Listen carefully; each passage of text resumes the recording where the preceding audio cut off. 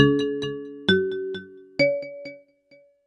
right, well, we're going to turn our attention now to one of our favorite topics here at Quality Digest, and it is, and I'm sure it's high on your list as well, audits. Yay. Just saying the word, I'm sure it brings up fond memories of preparation and focus, introspection, examination, right? Right. Or something like that. Well, audits actually can foster and engender all the reactions that I just mentioned, as well as a prevailing commitment to continuous improvement and performance excellence if, and only if, they're done with a proper intention. And that means going into the process with a real curiosity about how someone else views your system. Whether that someone else is a third party, say from your friendly certification body, or an internal auditor from your very own company, the procedure really should be the same. You want honesty and you want feedback that's going to help you improve, right? Well, you also want to properly capture all that critical information and use it actively in your performance improvement initiatives as well. So the question is, how do you do all that? And what are some of the tools that would maybe make it a little bit easier? Fortunately, we're joined today by a man who can help us make sense of these questions and find some answers. He's Tom Middleton, Solutions Architect for Sparta Systems, and he's with us now via Skype. Tom, welcome to Quality Digest Live. Hi, thanks for having me. Of course, thank you. Apologies for the long intro there, but I wanted to set it up for you, right?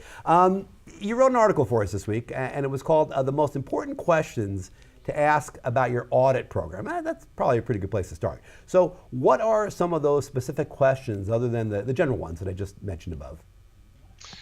Well, two come to mind really that have a lot of relevance to what we're talking about. The first one is how curious am I, excuse me, as a person and as an individual. And the second one kind of leads into that is curious, or how much curiosity is built into my audit process or program.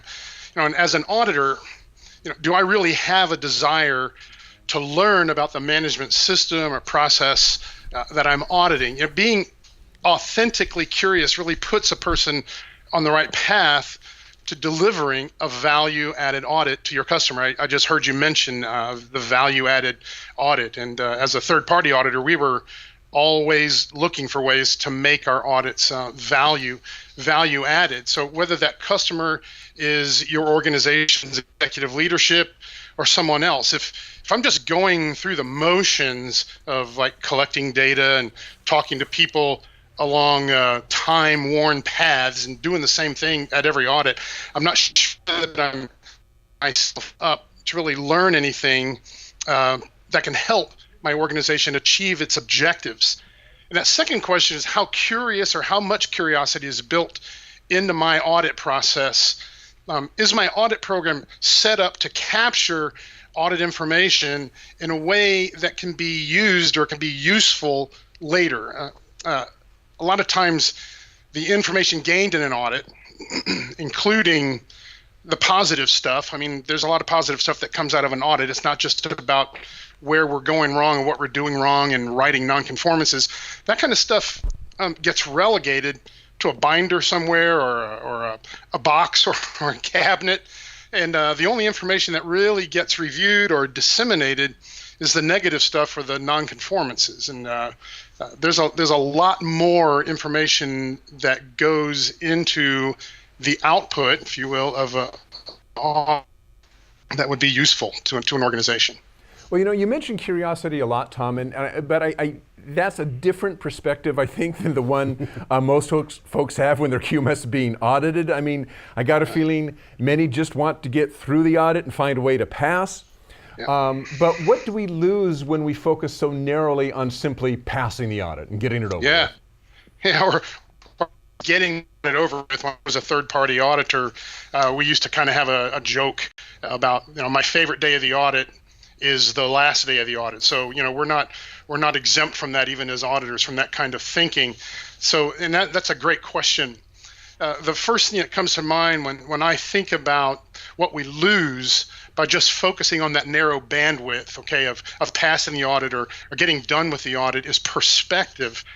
There's more to why we audit than just passing or making sure that we're compliant to the requirements in the standard or the standards. The bigger and the more important question is, are we meeting our objectives?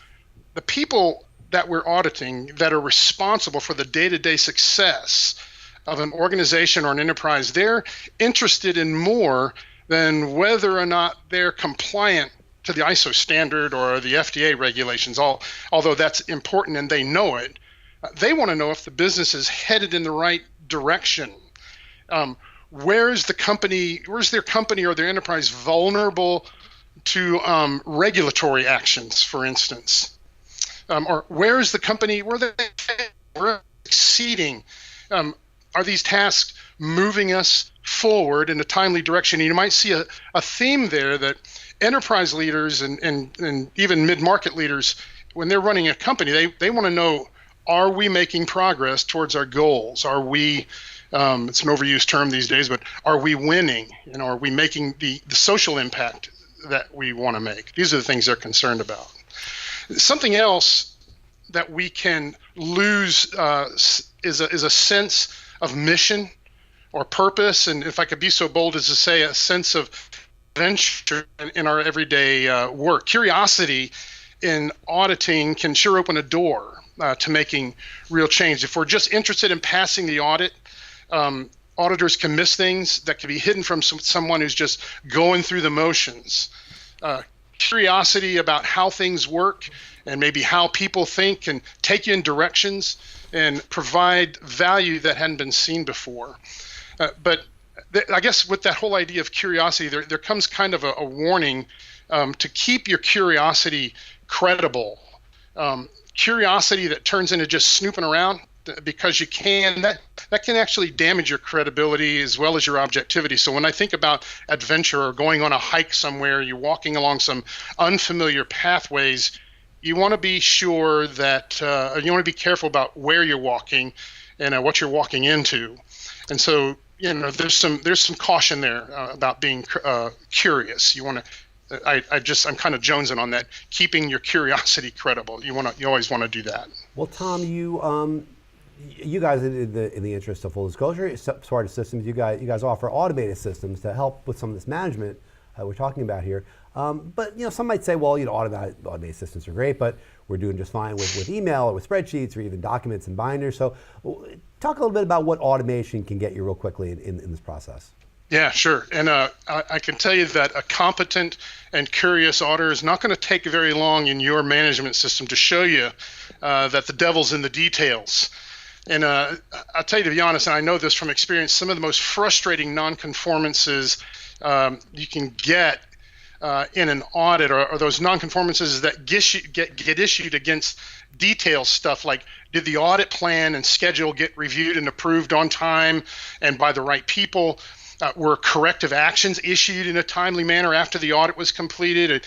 Did we select the right auditor? Or if we're using subject matter experts, did we pull from the right pool in that area? Those kind of findings are okay for the audit program, but unfortunately, the more you get those kind of findings, the more frustrating it can become, because those kind of findings don't really help advance the cause of the organization that's being audited and their objectives and their needs.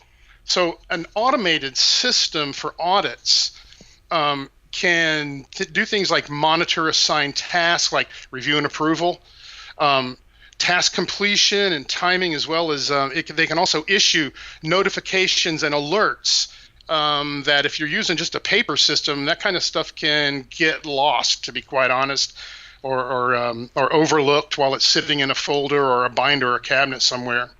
Spreadsheets and binders can also they can really severely limit the visibility to audit information, and that's why we audit. I mean, to gather and pull together and make decisions about information. And if that stuff's hidden away somewhere, it's very hard to get to. So with the right system, you can give certain people even permission to view that audit information from your system, things like that. So, this saves time and effort when the audit manager could be doing things like planning for the next audit and reviewing findings and information. They can be preparing for the next audit instead of somebody coming to them and asking them, how did we perform in this audit in this area? And you're like, well, I'll get back to you in a couple of hours while I go rummage through all the paperwork. And I'm speaking from experience. That's happened to me many times. Right. Hey Tom, we only got a couple like a minute left here. So in 45 seconds, maybe you can tell us what we're going to be looking at on the webinar. We're doing a webinar together on Tuesday. Yeah. So give us a real quick high level Sure. on what that's going to be. I am looking forward to that webinar. I think we'll have an informative time on Tuesday. First and foremost, everyone without exception is going to discover that I am not perfect. I'm a transplanted Southerner, so I like to tell stories on myself. So folks are going to learn some things from my mistakes. We're going to talk some more about curiosity and its value to what Peter Senge calls in his book, Fifth Discipline, the learning organization. This is all very, very important stuff. So we'll take also a walk through the entire audit process, and we're going to explore ways that an automated system can keep you in a good place when that third-party auditor comes knocking on your door. So I'm looking forward to Tuesday. Great. Well, that's it. Yeah, Tuesday, March 14th is the date. 2 p.m. Eastern, 11 a.m. Pacific. Make sure you check that out and register for it. You can register, I think, in Tom's article. There's also a link underneath the player page as well. That's right. So Tom, thank you very much for being with us, and we'll see you on Tuesday. Thank you. Okay.